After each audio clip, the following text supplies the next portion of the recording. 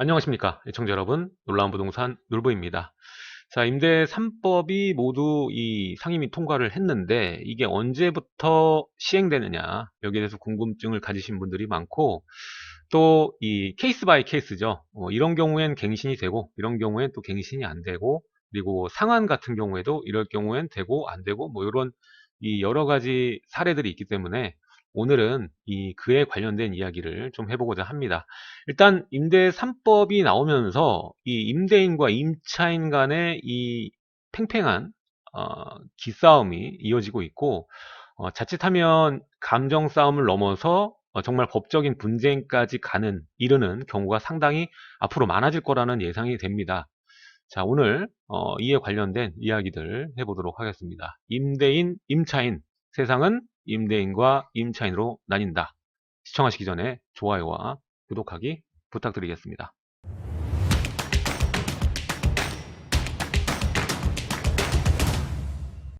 자, 임대 3법. 이제 조만간에 이 국회 본회의에서 최종 의결될 전망인데, 지금까지의 그 과정이나 속도를 보면은 무조건 시행된다고 봐야겠죠. 자, 그럼 언제부터 이것이 시작될 수 있는지 예상을 한번 해보도록 하겠습니다. 일단 전월세 상한제하고 계약갱신 청구권의 경우에는 8월부터 시행이 예상됩니다. 따라서 이게 급하죠. 왜냐하면 지금 현재 존속 중인 계약들도 갱신 청구권을 쓸 수 있게끔 하는 게 목표이기 때문에 아무래도 빨리 시행이 되지 않을까라는 생각이 되고요. 그렇게 될 경우에 지금 현재 계약이 진행되는 중이시다라면 계약 갱신 청구권을 쓰실 수가 있게 되겠습니다. 자, 그리고 두 번째, 전월세 신고제는 내년 6월부터 시행이 예상이 됩니다. 일단 제일 중요한 거는 전월세 신고제인 것 같아요. 일단 이게 나오게 되면은 전체적인 이 전국적인 임차 시장까지 통제가 가능하죠. 그리고 얼마의 전세와 월세가 이루어졌는지도 알 수 있고, 더 나아가서는 개개인의 이 자산 규모까지 속속들이 다 알 수가 있습니다. 집이 없는 사람은 없으니까요. 뭐 임차로든 이 본인 소유던 집을 가지고 있기 때문에 이 자산 규모가 정확히, 특히 우리나라 같은 경우에는 부동산 자산이 대다수이기 때문에 파악이 정확히 된다라고 보시면 될 것 같습니다. 따라서 전월세 상한제 계약 갱신 청구권은 좀 빨리 될 것 같고, 그리고 전월세 신고제는 내년 6월부터 시행이 예상된다라고 보시면 될 것 같습니다. 자, 이와 관련해서 3법 관련해서 애매한 것들이 굉장히 많잖아요. 문의가 상당히 폭주하고 있는 상황입니다. 그 중에 가장 많은 질문이 뭐냐면, 이제 이 3법이 시행되면 그 이후로 계약되는 계약에 관련돼서만, 신규 계약에 대해서만 갱신 청구권 전월세 상한제가 적용되냐, 이런 얘기가 많았는데, 기존의 그 시행 이전이더라도 시행 이후 계약 기간 중이라면은 이 전월세 상한제 그리고 계약 갱신 청구권이 모두 적용이 된다라고 합니다. 따라서 지금 내가 뭐 1년이 남았다, 6개월이 남았다, 뭐 6개월 전에 난 통보를 받았다, 이래도 무효가 되는 겁니다. 계약 갱신 청구권을 쓸 수가 있는 거죠. 따라서 정리해서 시행 이후 존속 중인 계약에 관해서는 임대 3법이 적용된다, 이렇게 정리하시면 될 것 같습니다. 자, 그 다음에 다른 질문들 보면, 임차 계약 기간 중에 지금 내가 임대로 살고 있는데 주인이 바뀐 경우, 그러니까 임대인이 매도를 한 거죠. 임대가 껴진 상태로. 이런 경우에 계약 갱신 청구권이 쓸 수 있느냐라고 봤을 때 계약 갱신이 된다라고 보시면 될 것 같습니다. 계약 갱신 청구가 가능하다. 다만 새로 매수한 임대인이 계약 종료 시점에 실거주를 한다고 요청할 경우에, 갱신을 거절할 경우에는 달리 방법이 없고 새로운 지역을 찾으셔야 됩니다. 자, 이게 또 문제가 될 수 있어요. 뒤에 얘기를 드리겠습니다. 여기 여러분들 오타가 있습니다. 지금 영상 보시다 보면은 앞에 영상은 이 거절이라는 게 안 들어가 있을 거예요. 요거 여러분들 위에서 보셔야 됩니다. 또 앞에 거 보시고 임대인 본인이 아니고 다른 사람들이 들어가면, 가족 존속이나 비속이 들어가면은 뭐 갱신이 된다, 이렇게 이해하시면 안 돼요. 지금 임대인 본인 외에도 직계 존속과 비속 실거주 요청이 들어가면은 임차인들은 갱신 청구를 해봐야 이 거절을 당할 수가 있다.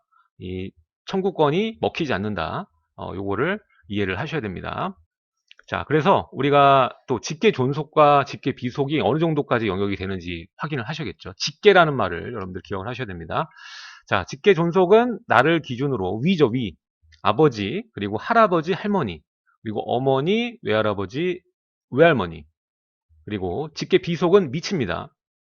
나를 기준으로 해서 아들과 며느리, 손녀, 손자, 딸, 사위, 손녀, 손자가 직계 존속과 직계 비속이 되겠습니다. 따라서 지금 현재 임차가 놓여져 있는 상황에서 갱신 청구를 거절하기 위해서는 내가 거주를 하던가 아니면 여기 나와 있는 이 식구들, 직계 식구들이 들어가서 사는 경우에는 거절이 가능하다라고 보시면 되겠습니다. 이제 효자, 효녀들이 앞으로 많아질 것 같습니다. 지방에서 아버님, 어머님도 굉장히 많이 올라오시고 또 우리 아들과 그리고 며느리들, 또 손녀, 손자들 이렇게 또 살 수 있는 공간이 또 마련될 것 같습니다. 예, 가족이 화목해질 것 같습니다. 자, 그리고 이 많은 임대인분들이 지금 당장 임대 3법 나오니까 굉장히 당황하시고 떻게 해서든 이 세입자를 내보내겠다, 난 피해 안 보겠다 얘기하시는데 임대 3법은 임대인들한테 피해가 있는 게 아니에요. 임차인들에게 피해가 있는 겁니다. 잘 아시면 임대인들이 팔짝 뛸 일은 아니라는 거를 조금 시간만 지나면 알 수 있게 됩니다. 물론 이 거래 제한이 걸리기 때문에 그건 불편하겠지만 이 자금의 여유가 있으신 분들은 임대 3법이 들어온다고 해도 피해 보시는 건 아니니까 너무 이 걱정은 안 하셔도 될 것 같습니다. 자, 일단 뭐 무한 연장이다 뭐 이렇게 해버리면은 난리가 나겠지만 그게 아니기 때문에 아직은요 또 그렇게 될지도 모르지.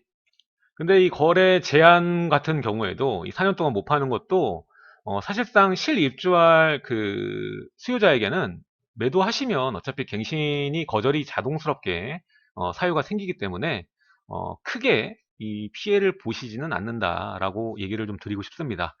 자, 그리고 임대 3법 얘기 나오니까 뭐 임차인들 사이에서 뭐 커뮤니티도 돌더라고요. 이제는 뭐 집을 왜 삽니까? 뭐 이제는 우리 세상이다. 뭐 이런 게 또 돌더라고요. 이런 이 많은 이 언론의 메시지나 이런 것들이 돌면서 사실 국민끼리 서로 이렇게 싸우는 분위기가 만들어져서 참 안타깝습니다.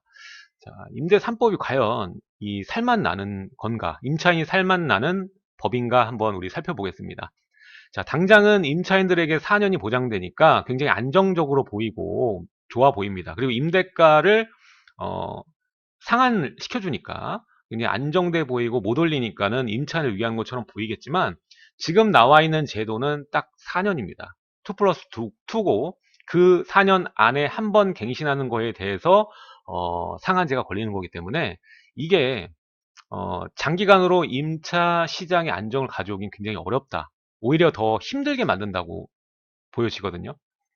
결국에 이 주거 비용이 내려가는 건 아닙니다. 예, 4년 산다고 해서 이 상한제 때문에 2 플러스 2, 이 해당 한 번의 기회 동안 임차료를 좀 아낀다고 해서 이 토탈적인 주거 비용이 내려가지는 않습니다. 이 집만 4년 동안 보완이 될 뿐이지 나머지 내가 이제 이 임차 기간 4년이 끝나고 새로 임대를 구할 동안은 훨씬 더 올라간 금액으로 집을 구하셔야 됩니다. 그리고 4년 동안 이 해당 물건은 임대시장에 나올 수가 없기 때문에 잠기겠죠. 그러면 이 4년 동안 잠기는 매물이 많아지게 되면은 결국 절반이 감소하게 되는 거기 때문에 물건 총 임대 개수에는 변화가 없죠. 지금 앞으로 공급을 많이 해주지 않는 한 물건 개수에는 변화가 없다. 그러면 4년 동안 잠기기 때문에 거래할 수 있는 결국 전세 거래가 가능한 물건은 더 줄어들 수밖에 없는 거고요. 그리고 가격이라는 것은 결국 기본 원칙인 공급과 수요에 따라서 수요자가 많고 공급이 이렇게 잠기고 줄어들게 되면 임대가는 오르는 것이 당연하다고 볼 수가 있겠습니다. 실제적으로 지금 가구 수가 분화하는 속도가 굉장히 빠르거든요. 가구 분화는 되는데 공급은 따라가지 못하는 구조이기 때문에 4년 뒤에 여러분이 생각하는 가격의 집을 임차로 구할 수는 없게 될 확률이 굉장히 높아집니다. 그리고 이 갱신 청구권이 무한이 아니죠. 2 플러스 2입니다. 2년 살고 개인 사정에 의해서 이사 가려는 수요도 있을 거 아닙니까? 2년만 살고 가야 되는데 4년 꼭 살아야 되는 사람이 아닌 분들도 많죠. 사정상 올라왔다가 이사 가야 되는 사람도 많은데 이런 분들이 오히려 피해를 가장 많이 보지 않을까. 물건이 없으니까 다시 구할 때는 훨씬 더 올라가잖아요. 그래서 2년 살고 개인 사정에 의해서 이사 가려고 해도 다 주변지에 올라가 있고 이급지도 다 올라가 있어서 그냥 갱신하는 것이, 좀 더 주고 갱신하는 것이 그거나 같을 수 있다라는 것이 팩트고요. 그리고 어, 아까도 얘기했지만 임대인은 결국 손해보는 것이 아닙니다. 임대인이 피해보는 것은 아닙니다. 이렇게 이거 임대사업자랑 같거든요. 임대사업자도 지금 너무 많이 등록해서 물량이 다 단기, 장기로 잠기면서 거래할 수 있는 물량이 줄어들고 이렇게 가격이 18년 하반기부터 급등했잖아요. 그리고 지금 내려갈 기미가 안 보이죠. 70 대책 이후에도 매매 물량 감소하고 있고 전월세 물량도 감소하고 있고 가격은 둘 다 지금 동반 상승하고 있고 이런 상황입니다. 물건이 없어서 하나입니다. 이유는 물건이 없어서 그런 거거든요. 이 상황에 임대 3법 해봐야 의미가 없다라는 것이죠. 자, 결국에 임대인이 손해가 아닌 게 뭐냐면 4년 뒤에 우리가 기존의 2년 제도잖아요. 2년 전세 끝나면 다시 2년 계약하고 이 제도에서 전세가가 지금 올라가는 것보다 4년으로 바뀌게 되면은 훨씬 더 전세가 상승률이 높을 겁니다. 2년에서 상승폭하고 4년 뒤에 상승폭하고 비교해 봤을 때 4년제로 하면은 임대가 상승이 더 높다고. 왜냐면 물량 부족 때문에. 그만큼 거래량이 감소되고 거래할 수 있는 물건이 줄기 때문에 금액은 우리가 2년 제도보다 더 올라갈 것이다. 따라서 이 문제, 이 임대 3법 문제는 뒷받침돼야 됩니다. 뭐가? 공급이. 그래야지 빛을 볼 수 있는 거예요. 자, 이 문제는 신규 입주량이 많아져야 되고 또 3기 신도시가 빨리 진행이 돼야만 해결해 줄 수 있고, 아무래도 임차 시장은 3기 신도시 영향도 많이 받을 수밖에 없습니다. 일단 매매 같은 경우야 뭐 크게 서울의 중심지 같은 경우에는 영향받는다고 보긴 어렵지만 전체적인 임차 시장에서는 영향을 주거든요. 그래서 이 3기 신도시 그리고 신규 서울 입주량 이런 것들이 동반돼야지 임대 3법이 빛을 볼 수 있다. 우리가 이렇게 생각을 해볼 수가 있습니다. 자, 그래서 지금 임대 3법은 지금의 문제를 공급 없이는 해결해 줄 수 없다. 전세가 상승을 피할 수 없다라고 말씀을 드리고 싶고요. 오히려 임차인들만 피해를 볼 수밖에 없는 겁니다. 새로 집 구할 때 임대가가 계속적으로 올라갈 거니까. 지금 당장만 올라간다고 생각하지 마세요. 임대 3법 시행되면 이제 전세가가 안정될 것이다라고 착각하시면 안 돼요. 공급량이 많아지면 그때 임대가 떨어지겠구나 이렇게 생각하셔야지, 임대 3법이 나왔으니까 임대가가 떨어진다? 이거는 굉장히 잘못됐습니다. 오히려 공급 없으면 오히려 크게 올라갈 것이다. 이게 맞는 거예요. 이거는 기본입니다. 기본. 자, 결국에는 앞으로 당장 일어날 일입니다. 임대인과 임차인이 둘로 나뉩니다. 세상은 이제 임대인과 임차인으로 나뉘게 되고 분열되어서 서로 분쟁이 겁나 많아질 겁니다. 법적인 분쟁이. 자, 일단 임대인들이 하는 그 악의적인 일 뭐가 있나? 전세자금 대출 연장, 이것도 뭐 국가에서 보완하긴 할 것 같은데 지금 당장의 문제 사각지대거든요. 전세자금 대출이 원래 집주인 동의를 해서 연장을 하는데 동의를 안 해주면 본인이 나머지 돈을 구해야 되거든요. 그쵸? 대출받은 돈을 본인이 이제 갚아야 되거든요. 그러니까 이래버리면은 뭐 낙동강 오리알이 될 수도 있고요. 또 두 번째, 이제 세입자 입장에서는 이제 실거주로 난 들어갈 거니까는 갱신 거절을 하겠습니다. 그러면은 난 지켜보겠습니다. 나중에 손해배상 받을 수 있으니까 지켜보겠습니다. 나중에 이거 파파라치까지 생길 것 같아요. 오히려 이제 흥신소가 집주인이 실거주 하는지 봐드리겠습니다 해서 뭐 수임료 받고 요런 행태가 또 새로운 직종이 창조되지 않을까라는 생각이 들고요. 또 우리가 매도할 때는 항상 이제 임대차 종료 시점에 맞춰서 매도하는 문화가 생길 겁니다. 이러면은 갱신 거절이 가능하니까. 결국에 결론적으로 보면은 당장에는 이 공급이 이루어지기 전 당장에는 결국 임대가가 안정되기는커녕 더 불안정해지고 국민끼리 싸우게 되는 분쟁이 일어나는 케이스가 상당히 많아질 것이다. 이렇게 생각이 됩니다. 뭐 어디까지나 제 예상이니까 아, 그렇게 봐주시면 좋을 것 같고요. 자, 오늘은 임대 3법 관련돼서 문의사항도 많고 언제 시행될지도 우리가 예상해 보고 이런저런 어떤 문제점들이 생길 수 있는지도 같이 한번 생각을 해봤습니다. 예상을 해보는 시간이었습니다. 자, 내용이 좋으셨다면 좋아요와 구독하기 부탁드리고요. 어떠한 법이 생기면 항상 우회료가 생기게 돼 있고 틈새가 만들어지게 돼 있습니다. 이것들이 사회에 큰 문제가 될 수도 있기 때문에 앞으로 어떻게 보완하는지 잘 우리가 살펴보고 대응도 잘 해 나가야 될 것 같습니다. 지금까지 시청해주셔서 감사드리고 저는 놀라운 부동산 놀부였습니다. 다음 시간에 뵙겠습니다.